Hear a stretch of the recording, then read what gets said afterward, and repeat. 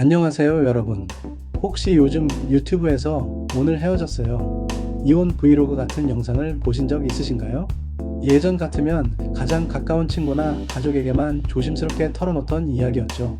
그런데 요즘은 그 슬픔조차 영상으로 담아 많은 사람들과 나누고 서로 공감하며 위로를 얻고 있습니다. 지하철에서 눈물을 참지 못하고 촬영하는 모습, 법원 앞에서 드디어 솔로 데뷔한다는 자막을 달고 웃는 장면, 쓰레기 X와 헤어지기 전에 콘텐츠라도 뽑아야겠다는 농담까지 다양합니다. 얼마 전에는 30대 직장인이 회사 화장실에서 이별 통보를 받고 그 순간을 실시간으로 촬영한 영상이 100만 뷰를 넘었습니다. 지금 덤프당했어요 라는 제목으로 말이죠. 이렇게 적나라한 기록이지만 놀랍게도 수십만 명이 함께 보고 울고 웃습니다. 댓글에는 사람 사는 거 다 똑같네.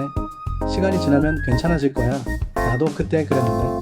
지금은 더 행복해 같은 댓글이 가득합니다. 특히 한 20대의 여성의 엄마 아빠 이혼 브이로그는 부모의 이혼을 자녀 입장에서 솔직하게 담아 많은 중년 부부들에게 깊은 울림을 주었습니다. 아이들이 이렇게 생각하는구나 하면서 말이죠. 즉 이별과 이혼조차 이제는 부끄러운 일이 아니라 함께 나눌 수 있는 삶의 과정이 된 거죠. 전문가들은 말합니다. 누군가의 눈물이 오히려 더 큰 위로가 된다고요. 실제로 UCLA 심리학과의 연구에 따르면 타인의 감정적 경험을 간접적으로나마 공유하는 것이 자신의 트라우마 극복에 도움이 된다고 합니다. 이른바 대리치유 효과라는 것입니다. 아픈 감정을 숨기지 않고 드러내는 용기가 다른 사람에게도 힘이 되고 또 기록으로 남김으로써 자신 역시 그 슬픔을 조금씩 직면하고 치유할 수 있다고 합니다. 저는 이 흐름이 50대 이상 세대에게는 더 큰 울림이 있다고 생각합니다. 왜냐하면 인생의 후반부에는 수많은 이별이 한꺼번에 찾아오고 그로 인한 상실감이 너무나 크기 때문입니다. 몇 가지 예를 들어보지요. 김 과장님은 35년 동안 한 회사만 다녔습니다. 매일 아침 7시 30분에 출근해서 저녁 6시에 퇴근하는 것이 일상이었죠. 그런데 어느 날 갑자기 인사팀에서 명예퇴직을 권하더랍니다.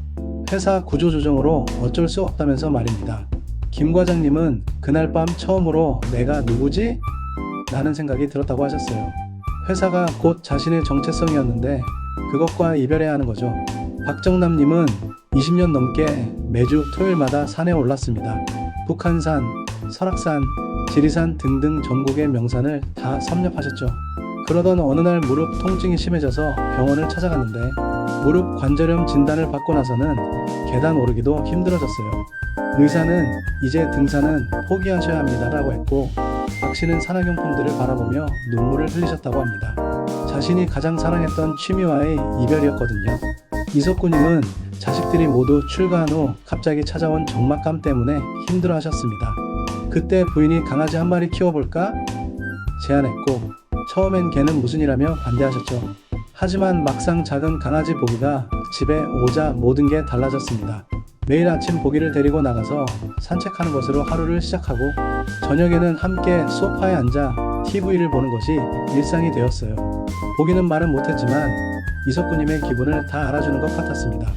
힘든 일이 있어도 집에 오면 꼬리를 흔들며 반겨주는 보기를 보면 모든 스트레스가 사라졌죠. 13년 동안 이석구님과 보기는 그렇게 서로의 가장 소중한 친구가 되었습니다. 그런데 보기가 나이가 들면서 점점 아파하더니 결국 무직의 다리를 건넜어요. 이석구님은 보기를 떠나보낸 후 몇 달 동안 산책길을 걸을 때마다 눈물이 났다고 하셨습니다. 사람들은 개 죽은 걸로 뭘 그러냐고 하지만 보기는 내 가족이었는데 라고 말씀하시더라고요. 이런 모든 일들이 이별입니다. 사랑과의 이별만이 이별이 아니에요. 우리가 오랫동안 몸담았던 직장, 열정을 쏟았던 취미, 그리고 반려동물까지 우리 인생의 일부였거든요. 그것들과 헤어지는 건 역시 깊은 상실감을 가져다 줍니다. 그런데 무엇보다 가장 가슴 아픈 이별은 결국 사랑하는 가족, 친지, 친구들과의 이별이 아닐까 싶습니다. 평생 우리를 사랑으로 키워주신 부모님과의 영원한 이별, 어린 시절부터 함께 웃고 울며 인생을 나눈 30년지기 친구와의 갑작스런 이별, 그리고 반평생을 함께한 사랑하는 배우자와의 이혼이나 사별까지.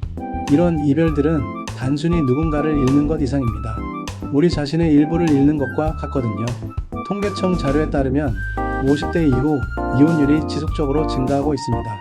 이른바 황혼 이혼이죠. 2022년 기준으로 50대 이혼이 전체의 약 30%를 차지할 정도입니다. 이런 상실은 누구에게나 찾아오지만 특히 중장년층에게는 훨씬 더 현실적이고 절박한 이야기일 겁니다. 저의 지인 중 한 분은 이렇게 말씀하시더라고요. 젊을 때는 헤어져도 다음 사랑이 있다고 생각했는데 이제는 마지막 사랑일지도 모른다는 생각이 들어 더 무섭다고요. 하지만 우리는 이런 슬픔을 어떻게 다뤄야 하는지 배운 적이 없습니다. 남자는 우는 거 아니다. 체면을 지켜야 한다.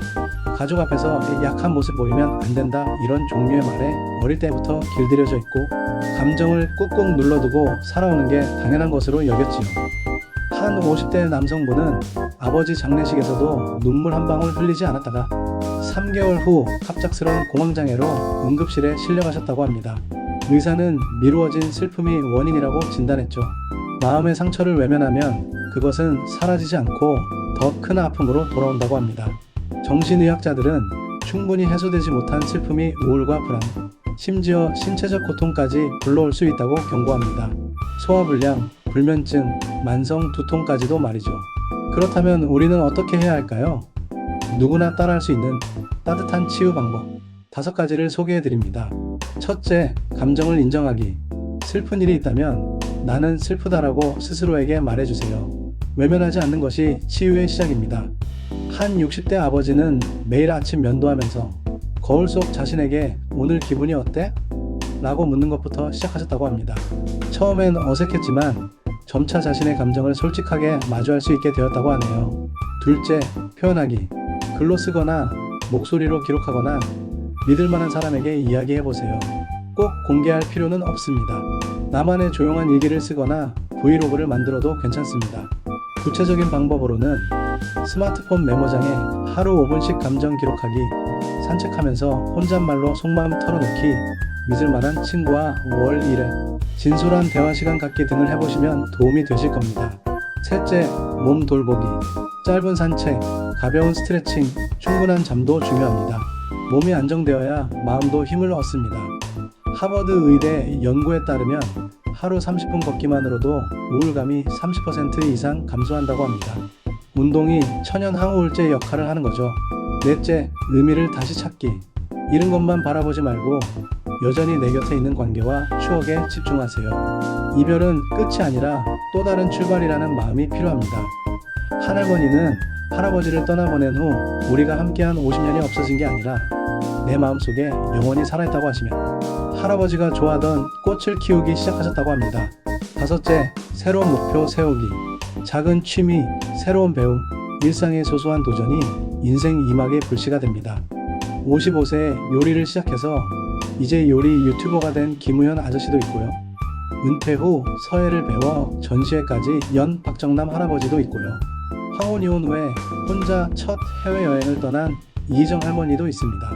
여러분, 인생의 이별은 누구에게나 찾아옵니다. 그 순간은 정말 가슴이 무너지는 것 같고 세상이 멈춘 듯 느껴지지만 슬픔을 꾹 눌러두기보다는 마주하고 흘려보낼 때 비로소 새로운 길이 열립니다. 혹시 지금 크고 작은 이별 속에 힘들어하고 계신가요? 여러분은 혼자가 아닙니다. 우리 모두 같은 길 위에 서 있고 함께 공감하며 이겨낼 수 있습니다. 제가 이 영상을 만든 이유도 바로 그 때문입니다. 나이가 들수록 이별의 아픔은 더 깊어지지만 그만큼 서로를 이해할 수 있는 마음의 여유와 상실감을 슬기롭게 이겨낼 수 있는 지혜를 여러분이 갖고 계시고 그걸 나눌 때 서로에게 큰 힘이 될 수 있으니까요.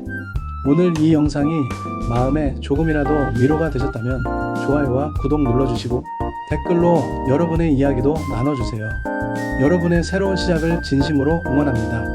오늘도 화이팅 하시기 바랍니다.